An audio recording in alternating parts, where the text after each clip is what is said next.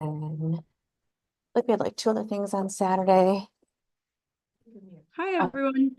We are going to get started in just a moment here. So if you can mute yourselves, and then I'll turn it over to our candidate. Do you have to record this for any reason?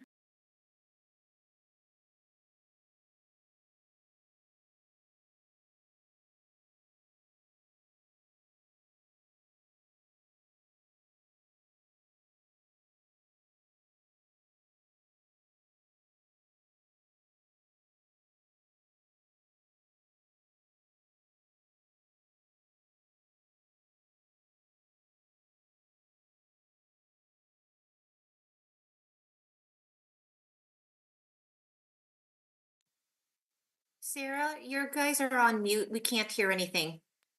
Thanks, Jenny.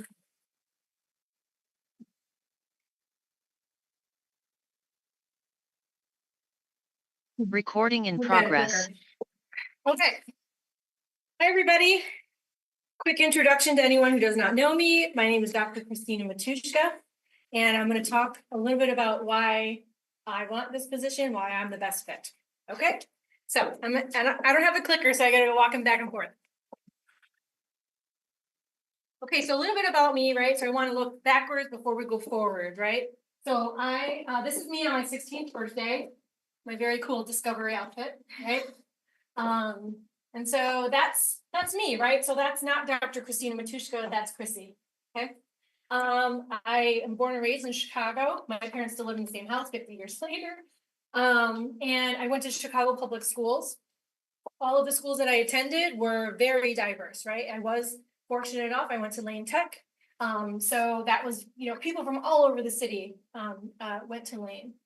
I am a first generation college goer. I find that a lot of the trend is like people immigrate here and then their children can go to college. Well, that didn't happen to my family. My grandparents actually immigrated here when a lot of Italians did in the early 1900s. And then my parents did not go to college, and here I am, the first one, right? So there's a lot of pressure in that way. So I also had to work around I'm Sicilian, which is a little island off the coast of Italy, right? Where Italy is shaped like a boot. Sicily is a little island that looks like it's getting kicked, right?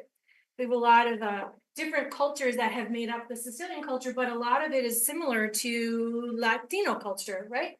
So gender norms, expectations of what women will do after graduation. So, or after, with their life, right? Get married, have babies. That was definitely the message I got. Despite going to a magnet school, it was like, oh yeah, go to school, that's great. But it was really not pushed. There was no pressure there. It was essential for me to work. My parents helped me out the first semester of my coursework to pay the tuition. And then they said, well, if you can't afford it, then you can't have it, basically, right? So they said, you have to work. I'm sorry, I didn't have my notes out previously, and I want to make sure I follow along and say the things I wanted to say. And so we really believe in, you don't use credit cards, right? You can't pay in cash, you can't afford it. So that led me to a very long journey to graduation. It took me 9 years to finish my undergraduate degree, and I came here to Northeastern. Okay, a little bit about my life outside, right? These are my guys. I have them alphabetized. Mark, my husband, Mason, and Miles. They're my pride and joy and the worst roommates I've ever had. I love gardening. This is some iris that I have popping up out of the ground right now. I love planting things, nurturing them, making them grow, right? So I was looking at the buds in the ground yesterday. It makes me happy, right? So it's almost like when we're looking at our freshmen, are they coming back? Are they registered for the second year, right? I planted them, they're here.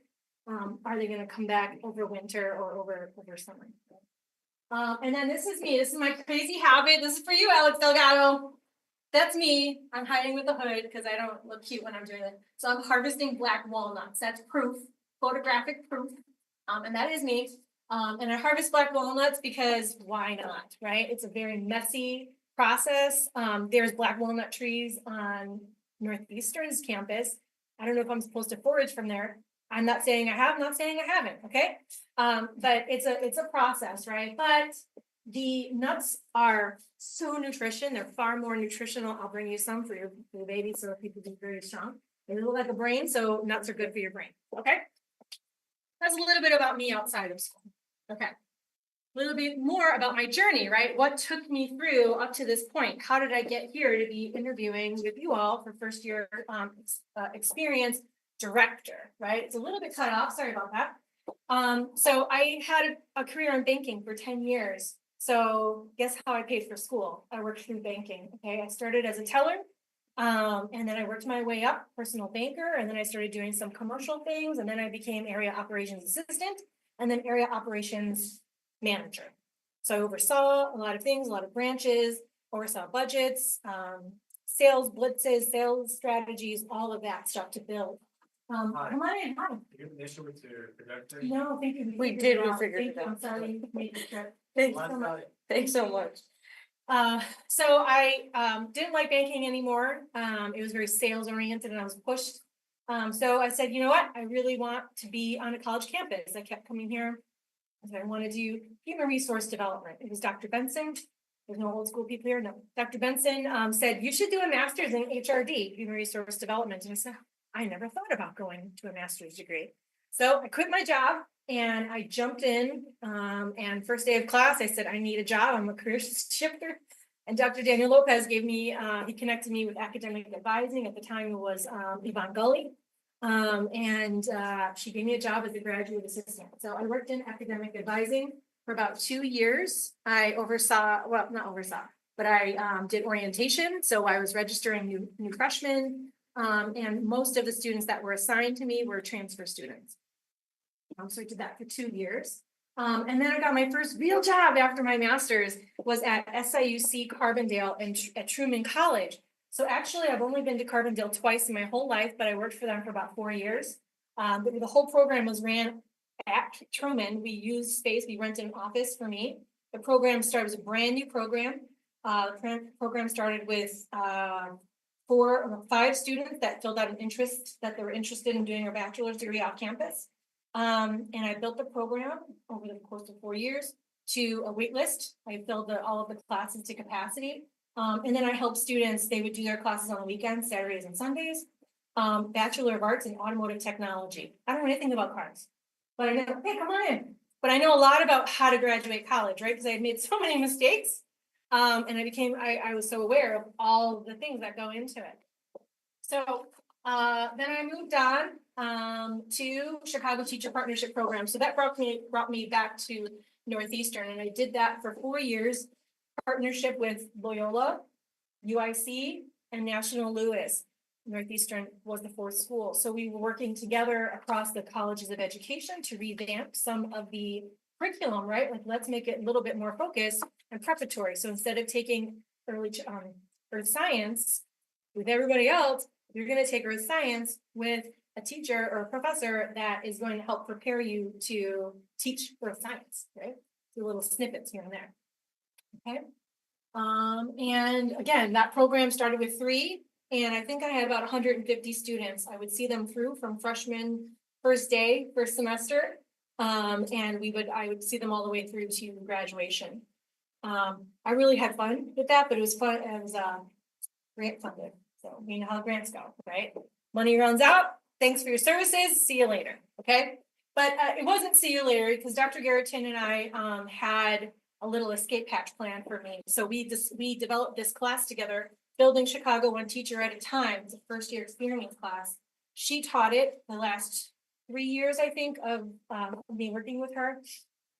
Before the grant was over, I sat in those classes. So I was the student success coach, and I sat in all of the first year experience classes. We had 2 sections going. Barbara Sherry taught one. It was about geography. It was really interesting about immigration into Chicago and like the different waves of immigrants. It was really interesting. I also have sat through Dr. Gabriel Cortez's first year experience class. So I was like, you know, the plant in there, right? And so I could decipher or I could decode what faculty was needing. Like, when was that assignment due? I was able to help them through that process. Once the grant was over, I took over the class. So I taught it starting the fall 2016. So it was good. The grant was just about ending, or it did end. I was working on my doctorate. I had 2 little kids at home. Lots on my plate, right? And so I was able to teach that class, and then I got hooked up with the College of Education. So the dean at the time, Dr. Sandra Bailori, she said, you know, I just need someone to help me with recruitment strategy. And so Dr. Garrettson said, you need to talk to Christina. So I developed a recruitment strategy for her to, when we were accredited by CAPE, which is the accrediting body, I forget what CAPE stands for, but Colleges of Education, right? You want to have a CAPE accreditation. So they come back after their report and they say, you need to expand students in each of these areas. And then Sandra Bailori says, how do we do that? I said, this is what we can do with no money, right? So I'm used to working with no money. So things changed. COVID happened and I wasn't renewed, obviously, which was okay because I was able to stay home with my little kiddos. In November 2021, I started with the teacher preparation program with Student Support Services. I've been doing that. I do all kinds of things with that role. I do event planning. I do academic planning. I do SAP appeals, which is student successful academic probation, right? SAP. So I do all of that type of stuff. It's like a educational concierge, if you will. That's what I do. So let me keep going here. So this is how I stay good at what I'm doing, okay? This is my secret sauce right here. So I was sharing earlier today with some of the people I was meeting with. So this like memory of feelings. This is something that I do. For example, you know, I can't leave my office to go get a cup of coffee without seeing like 5 people I know, right? And so that feels comfortable, right? I know where to get coffee. I know where the underground tunnel is. I know how to navigate around campus. Public university, right? I went to public schools. I went to DePaul for my doctorate degree. It's a little intimidating, right? It's like in my world, right? That's rich people university. I don't belong there. I'm a working class kid from the city and to private school. So there's this feeling of like, I don't belong here. I didn't know anybody. No one will know if I go home. I don't know where buildings are. So really that feeling, like holding on to those feelings is what makes me a better educator because I know, right? I can use that feeling, hold on to it and relate to students. Relationship building. I'm just really good at it. I've always been a talker. People like to talk to me. People share information with me. People feel comfortable with me. I can work through conflict without creating bad feelings, right? I focus on the goal. I have my undergraduate is in communication, right? And so that definitely helps, along with all of my business education or my business experience, I should say, my education, working in teaching and education, you have to know how to address difference, right? To get to the common goal, okay? And I have friends all over the place. I'm very popular. Reflective, right? So product of College of Education, right? What is the mission? Or you guys don't have to write the philosophy, do you? Right? You want to be collaborative, transformative, and reflective, right? Reflect on your practices. What did you do that you could do better, right? What worked, what didn't work, and you keep improving your practice, right? Complex to relatable. I am the queen of, oh my God, I just lost my word. Analogies, right? So I say college is very much like having a full-time job in a foreign country. They speak English, but maybe you line up differently for the bus, right? Maybe the etiquette is a little bit different. I'm supposed to do this. What is the normal expected behavior for me to be a member in this space, right?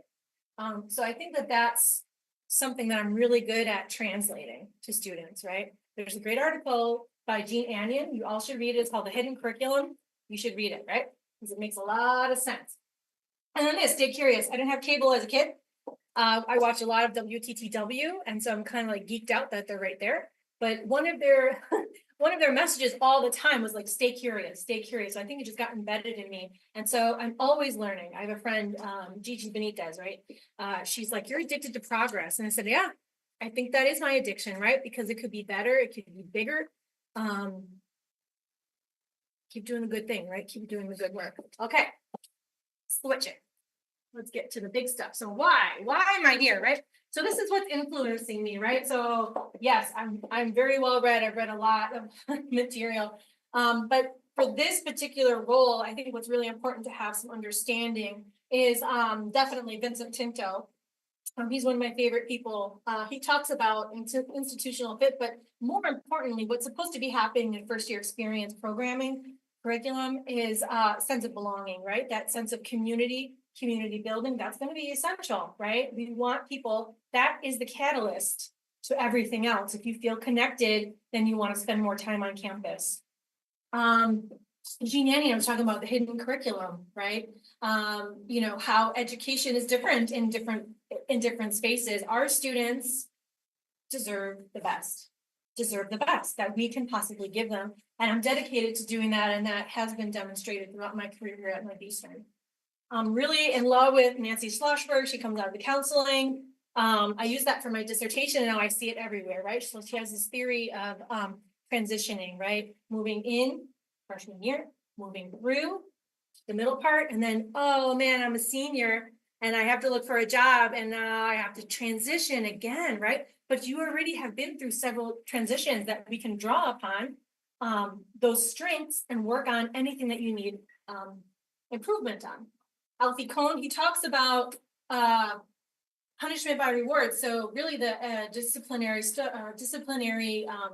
that are used in schools are really evident in how we see our first year students showing up, right? What they're used to having so far, and then they come to Northeastern, we need to allow some transition, right? It has to be an onboarding, if you will. And then I really like Daniel Pink. He writes his book called Drive. You know, he talks about what, not a if then, but a then it. So instead of me saying, if you do your homework, I'm going to give you this like positive behavior, like little eraser, right? We have to undo some of that where learning is not transactional, but that it becomes transformational, right? I'm going to learn and grow and expand my horizons through this education experience that I'm having at Northeastern. And then I'm also influenced by a bunch of people, right? So these are some of the old OGs of first year experience, right? Catherine Gleiss. So I was originally really interested in doing first year experience as my focus for my master's degree. I took a little turn and I ended up being the adopted member of cohort 2 of Enlace. So the scope was much larger than first year experience class, right? It was you know, Latinos in education, the culture, how influences, you know, racism, how all of that really culminates and how it fits into educational pipelines, right? Barbara Sherry, she was someone that was really influential. I had mentioned Dr. Garreton, Frank Gaitan used the syllabus that Dr. MT Garreton and I developed as training for a first year experience faculty training session. I've sat with Gabriel Cortez, Dr. Cortez, and also Betsy Barefoot. She's one of the gurus of first year experience. She does work and research for the John Gardner, who's like the guy of first year experience. And so I've done quite a bit of reading in that direction of Betsy Barefoot and John Gardner. All right, so this is something that first year experience used to do. I used to be able to, and I don't know if it happens anymore, but we had a little award banquet, right? And so I nominated Christy Polvelli, I think Christy, because we have seen them in March, right? And so and that's our peer mentor, Perla Sonora. That was for the course. There was a little ceremony. So she was the award recipient of Student of the Year, right? And so these little ceremonies, these little rituals are just part of what all institutions should include, right? And I think that's something that we can work on here at Northeastern, and I know Veronica agrees, right? She's trying to get that school song going, right? All of that, when I've traveled to different universities, they have these rituals and these superstitions, like don't step on the grass or you won't graduate, right? That's what they say at Howard University. You were on that, Georgetown. Georgetown was that thing on the concrete, right? And so it's like, don't step on this. It's actually a beautiful like mosaic in the concrete on the staircase. So they probably said, don't step on it, but like you can see it's level, right? And so rituals and ceremonies are what bring together cultures, right? To make you feel like you're part of a community, rituals, rites and passages and so forth. So what I believe and what I have gotten, so Northeastern is a transformative reflective collaboration, right? At DePaul, we were really taught about the merging of theory and practice. And when you can do that, that's when magic happens. So my practice is definitely informed by theory. It's not governed by theory. It's not structured strictly with theory, right? Because theory is a theory, right? Practice is something that you're doing every day, and you have humans, and human needs change. So that has to evolve, as my research does as well, right? But I love Northeastern. I have some of the most passionate lifetime friends from this institution. And it's time for me, right? I've gotten a lot of benefit from being here, my career, my education. It's time for me to like cast a wider net of support to those so that I can pull them forward and they can be in the spot that I'm at today. And I'll be on the beach drinking a pina colada. Okay, so I use this term, right? What did you have for breakfast and lunch so I can know what to serve you for dinner, right? So I don't know what your high school experience was like. So having an understanding of school conditions, right? Students are often surprised that they don't need an ID to be walking around campus, that it's expected and beneficial for them to be playing ping pong at the PE complex, right? It's beneficial to spend time on campus because we know research shows the more time you spend on campus and school activities, the better you do academically. Right? The disciplinary program, I was talking a little bit about that. Alfie Cohen's, well, he's not the only one, but Alfie Cohen is it kind of lit the light for me. He talks about the PBIS system and how that is going to be the downfall, right? Parental involvement. I know some parents that have their kids' apps on their phone and they are like super stalkers, right? Oh, you had a test day and why did you get a C? As soon as the kid walks in the door. That's not healthy, but it's also not helpful for a parent not to know, right? And some parents just don't have the time to know, right? So we think about what was their high school experience like? What is considered normal and acceptable behavior? And how do we transition them into what the higher expectations are, the higher standards are in higher education? A lot of students are like, I didn't talk to anybody because no one was talking to me. It's like, well, we have to like kind of grab, like, not, I would say grab like that, that'd be illegal, right? But I want to say we want to encourage that. We also want to, it's your class. It should be dynamic. It should be energetic. It should be fun, right? That's the way I like to teach, and I like to learn, right? And this is just something else. I was just thinking, public school is free. Even if you fail a class, you can take it again. You don't have to pay. Way different in higher education, and I think we're seeing that. When we're calling students and we're like, hey, did you know you have a payment? Like you can't register for classes. So if we can get ahead of that, I think that would be really advantageous because you don't know what you don't know, right? Our students have full lives. They have a lot of things that are happening outside of school. They need that little extra nudge. Oh, that's one of my favorite students. And actually, you probably can't see, but this is Rosa Al-Muhassan. I think that's how I'm saying it right. She's on the one-stop shop on the screen print. She was my student. She was in my first year experience class. And now she's famous, right? And that's Karen Fralta. She was amazing too. So I have this idea of like a patchwork of support, right? And so, which way did I do this? Yeah. So the yellow is like what Northeastern can offer, right? So all of this, so I get this from, I don't want to digress too much, but my sister she has gone through chemo. It's been a really rough situation, but when she walks in, there's this culture of care that occurs, right? They know that she's scared, right? Do you think our freshmen are scared when they're first starting? Yeah. What they offer her is a warm blanket to feel comfortable, right? They make sure, hey, I've got some saltines, I've got this to drink, right? Offering resources that they think she might need. So that practice can be implemented here, right? We know what our resources are, but if students don't know, and they don't know what they need, right? So I have this idea, right? The patchwork of quilt of support. And you notice that this is missing. So when you don't have peer support at school, and outside of school, you have another hole in your quilt. You don't have enough support, right? So that makes it all the more essential. My parents are great people. They said you should go to school, but they didn't say, what classes are you in? Did you register for next semester? How did you do in your test, right? There wasn't anyone asking me about my education, my friends, my family, because no one else went to college. They didn't know what to ask, right? But it makes much more of an impact when I started working in banking, and the women I worked with said, how's your class? What's going on? What'd you get on your math test? They knew what to ask me. And they knew how to help me if I needed help with math. That's the only reason I passed math. Because I helped Aruna Vade, thank you God. She helped me. So, we have students that have a lot of challenges. All first year students at every university have challenges one way or another, but ours have a unique set typically. I don't want to make a blanket statement saying that they all have the same needs, but that's what the first year experience class is for, right? That's what the peer mentors are for, is to understand what your needs are, because we've been there, we've done that. What are your needs and how do we match our resources to meet those needs? And if not, they're left out in the cold with no blanket.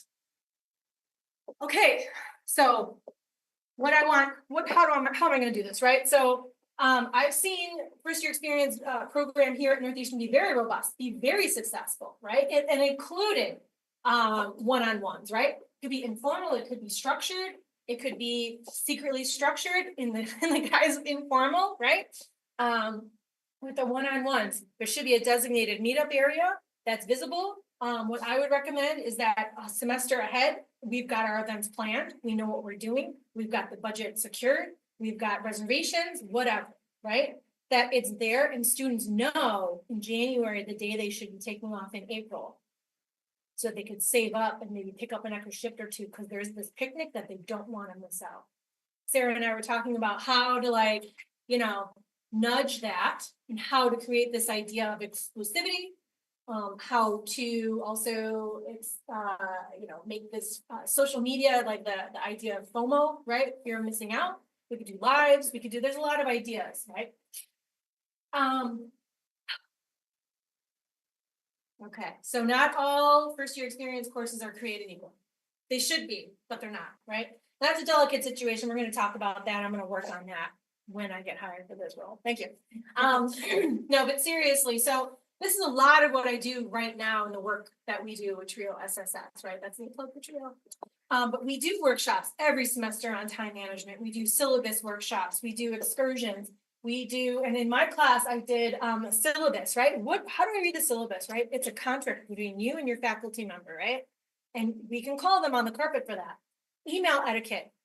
Hey, Christina, no, you're not supposed to do that, right? So how do I, right? And I give them like bad emails that I've gotten like, okay, how would you fix this?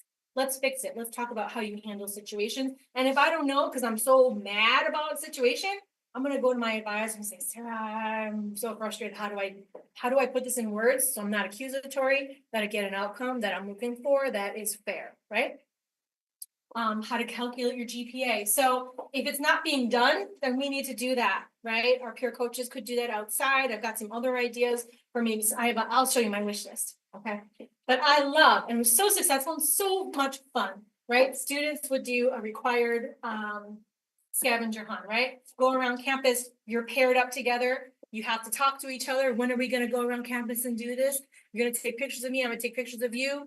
I'm gonna tell you, find this on campus, right? It's that big N outside of D101. What happens in D101? And you put that in the slide and you turn that in, okay? So you find what it is on campus, what do they do there? So you have that, oh, I know how to do that now, okay? And the academic planning assignment, it needs a little bit of revamping. That's the feedback I got from a lot of the advisors. Well, some of the advisors I spoke with today. And so we're definitely going to be taking a look at that to make it better. Addicted to progress. Okay, so faculty session. So we have a lot of wonderful first year experience classes that do exactly what they're supposed to be doing, but not so much all the time, right? And so I'd like to hold some faculty coaching and mentoring.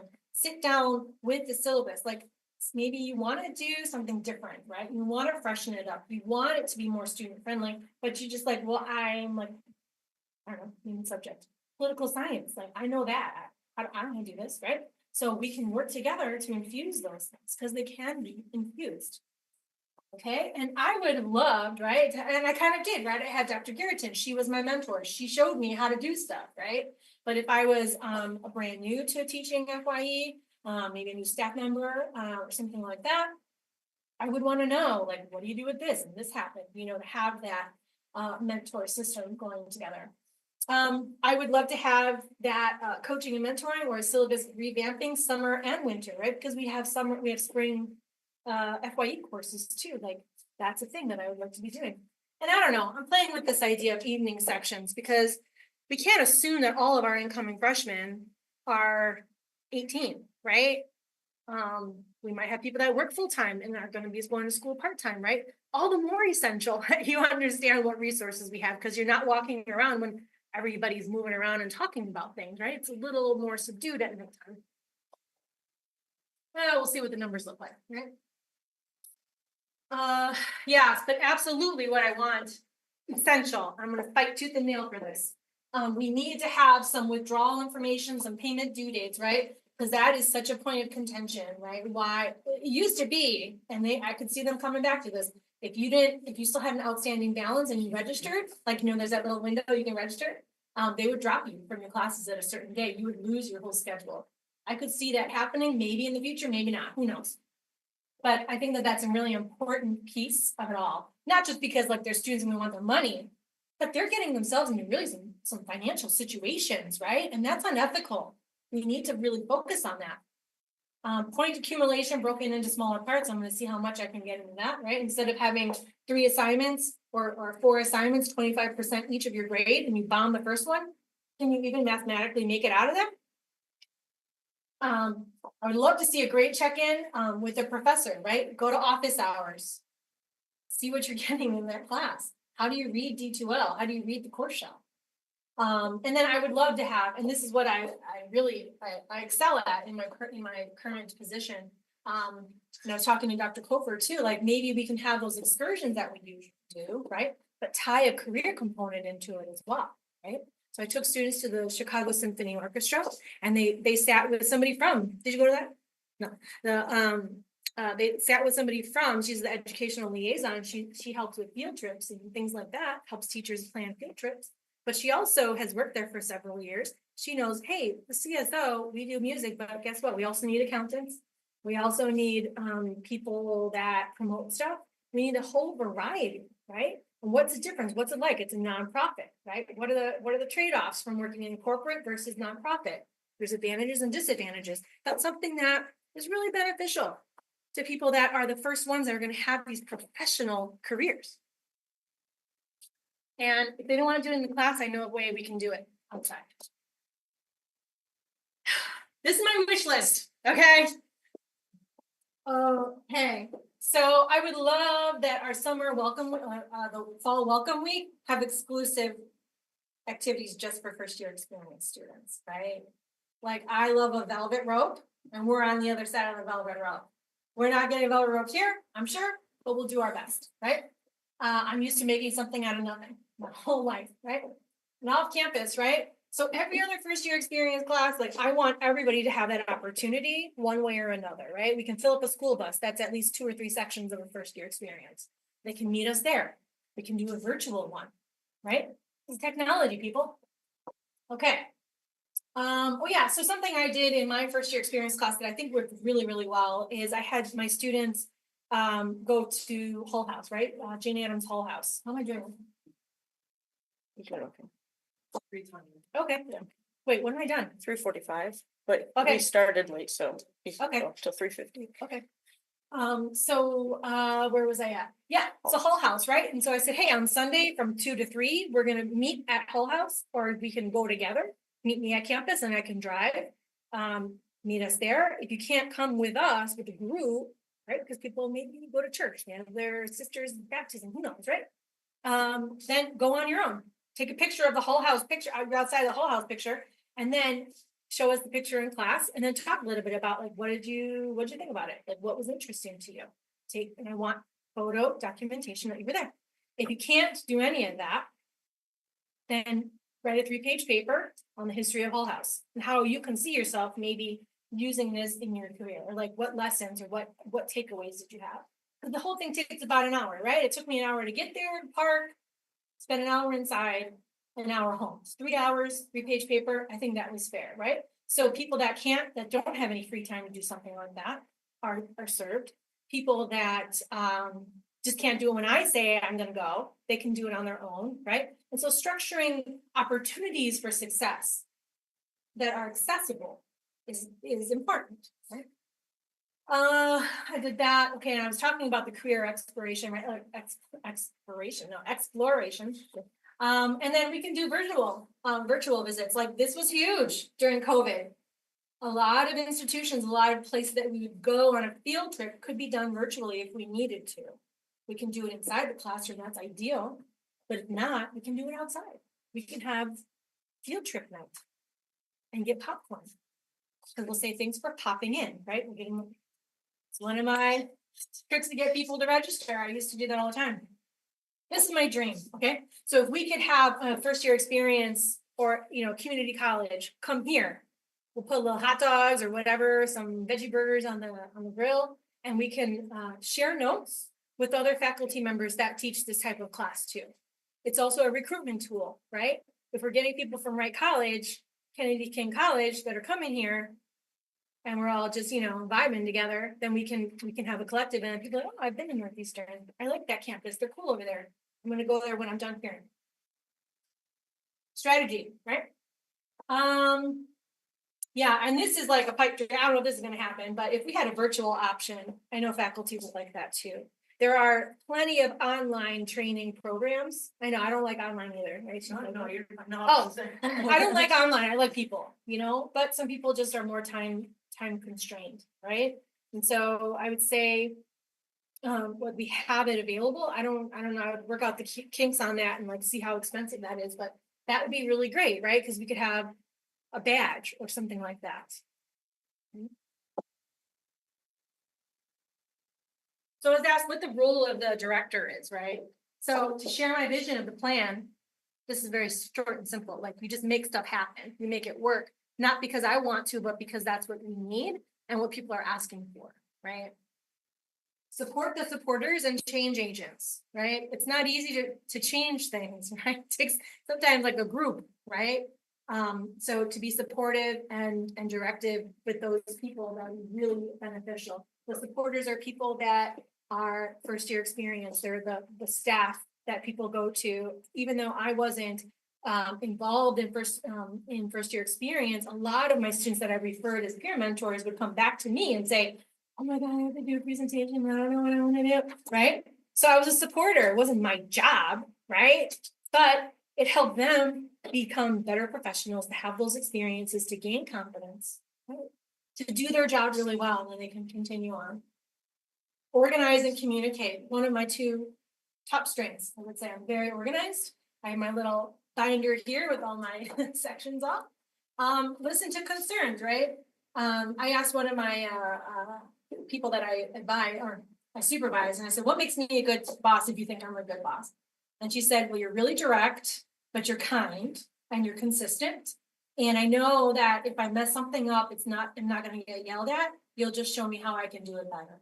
So I appreciate that, you're not dancing around it. You're not telling me, oh, this was great. You know what I'm saying? So the feedback is consistent. I try to, and then I like to dissolve obstacles, right?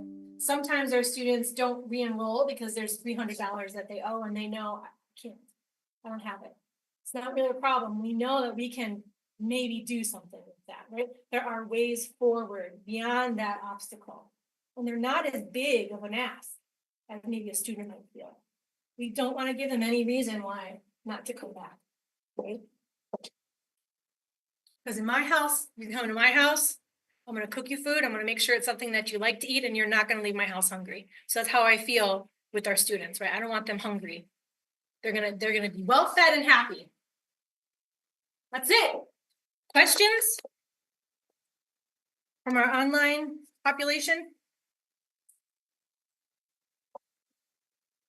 You get some applause, some virtual Oh, applause. thank you, everyone.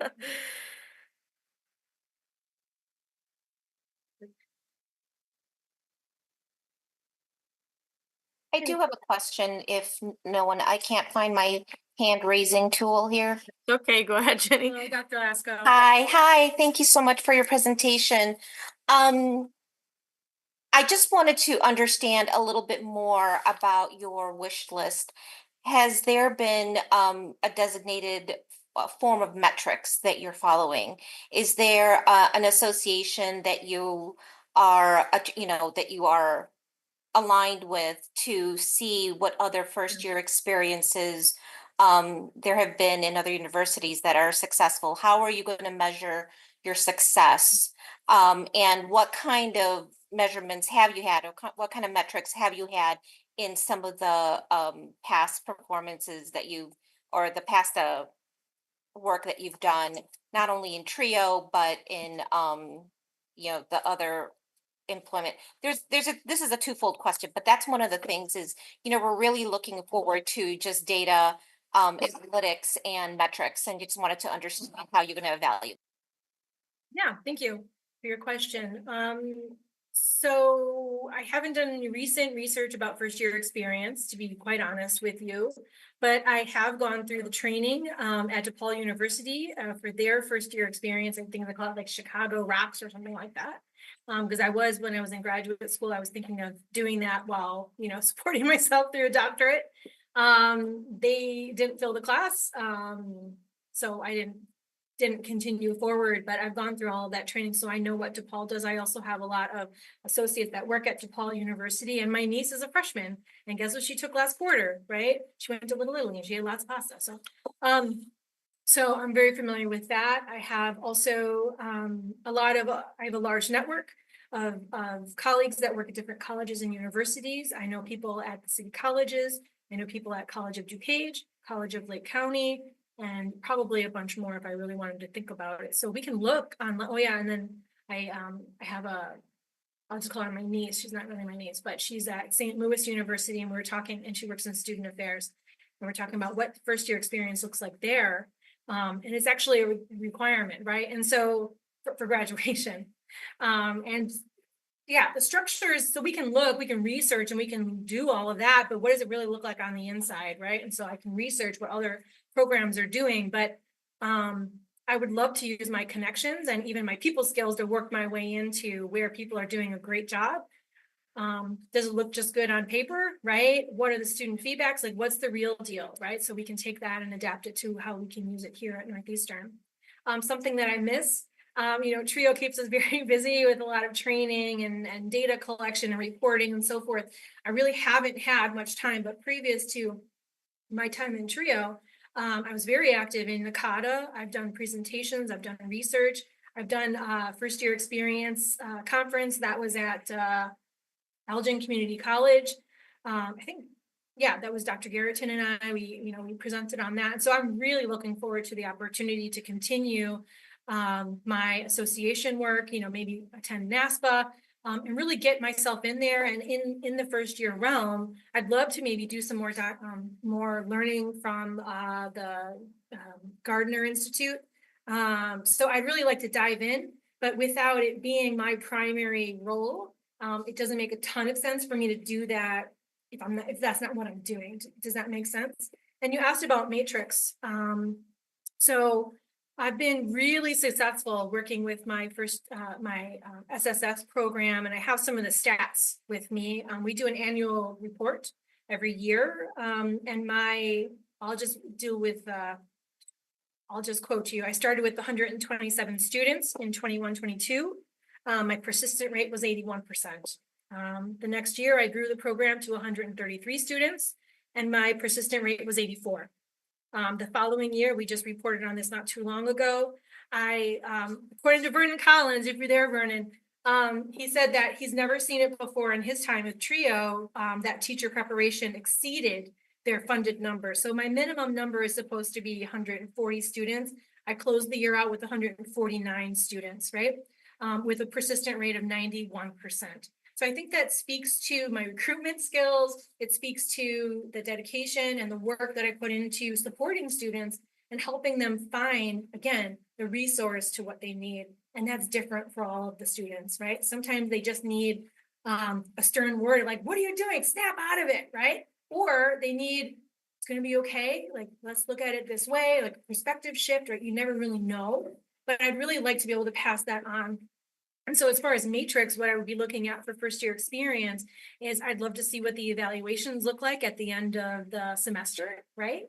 Is there any connection between students that persist based on what first year experience class they have attended, right? Is there a GPA, right? So there's a lot of data that we could sift through to see and maybe inform us of what the experience is without our students telling us, just based on you know, well, they'll tell us through the feedback form, but we can also, you know, get some information if see, not everybody does this, right? But like at the health fair last week, I think it was, they were swiping students in. So we can see, is there a correlation, right? Is there a connection between student involvement on campus and the first year experience that they've experienced? Does that answer your question? It does. Thank you so much.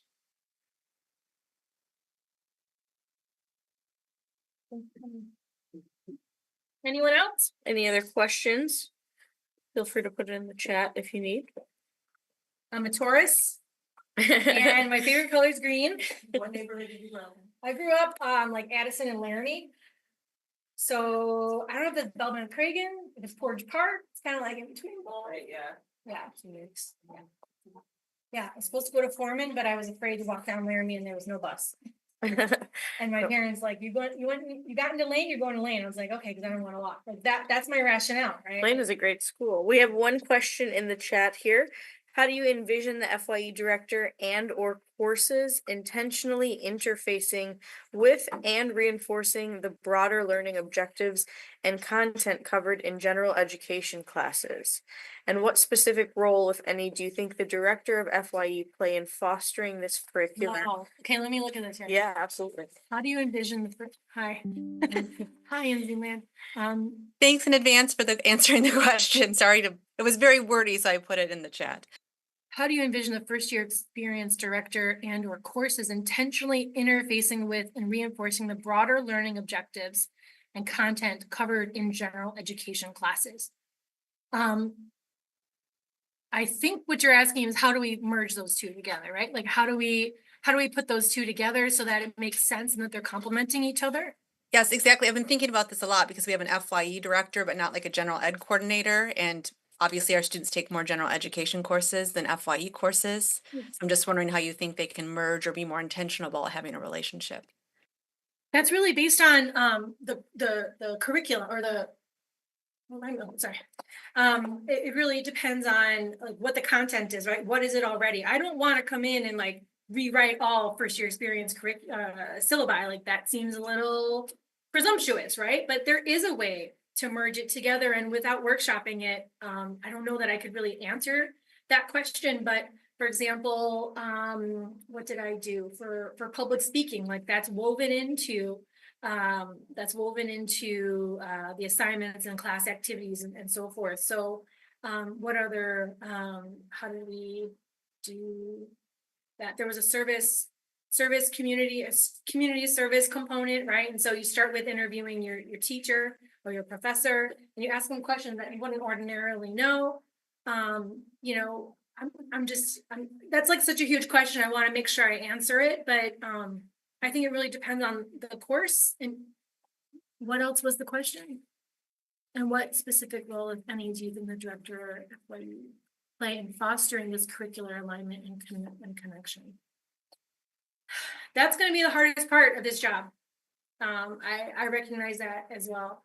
And so I would like to make sure we have the best people, the best fit that are teaching the first year experience classes that are doing a good job. And for those that aren't doing a service to our students by transitioning in them, I'd like to try and either not have them teach the courses or maybe find an outside of classroom way of getting those students. So a common hour, what Sarah and I were talking about, what is like the regular time that students can meet up. And if that's not happening during that regular time, what kind of outreach can we do in small doses that will help support the students?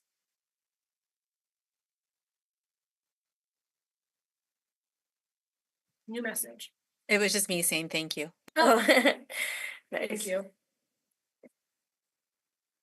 I do have another question. This is Jenny again, Christina. I love to see that everybody is working towards academia for our first year students. I think that's very important. But in the student affairs side and in what we see in health services and counseling services and disability services are a lot of the struggles that students are facing outside of academia that impacts, of course, their schoolwork.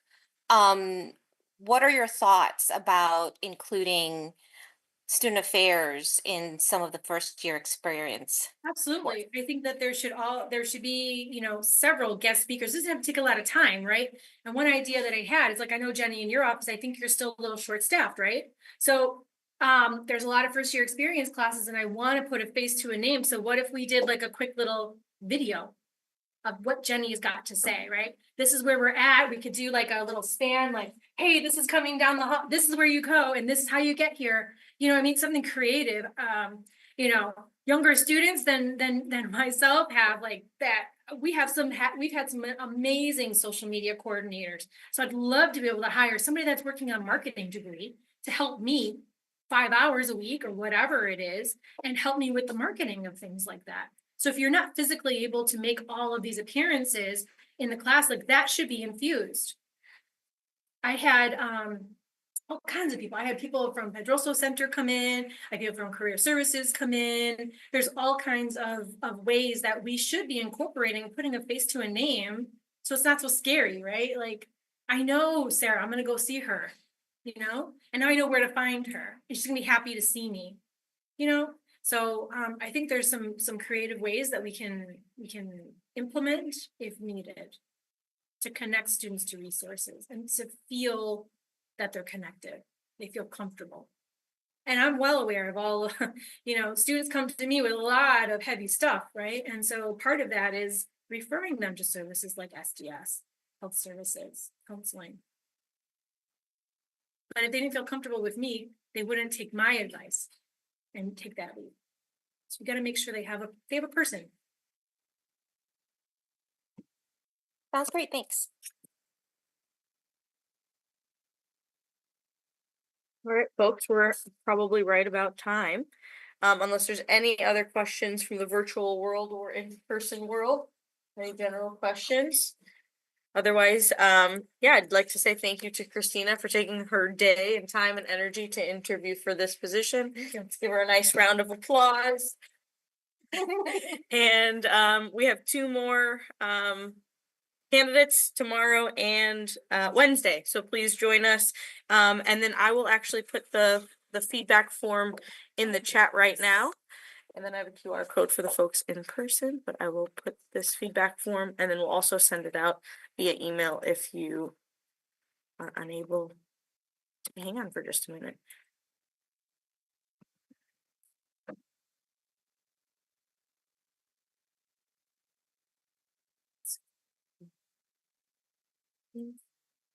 Great job to the committee, by the way. Thanks, Jenny. Okay.